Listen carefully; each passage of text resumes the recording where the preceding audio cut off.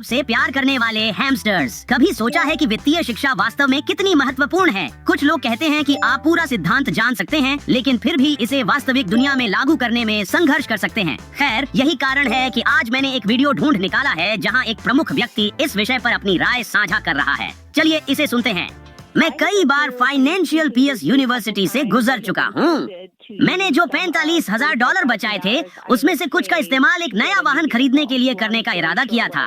संक्षेप में जो मेरे पास आया वह था लगभग 41,000 का एक ऑटो लोन 3.99% की ब्याज दर पर, और वह गलती से था। मुझे पता है कि मैं इससे बेहतर दर प्राप्त कर सकता हूँ, इसलिए मैं उस ऑटो लोन को रीफाइनेंस करवाने की कोशिश कर रहा हूँ। लेकिन फिर मेरे प्रश्न आते हैं, क्या वास्तव में जैसे मुझे इस 45,000 के साथ क्या करना चाहिए?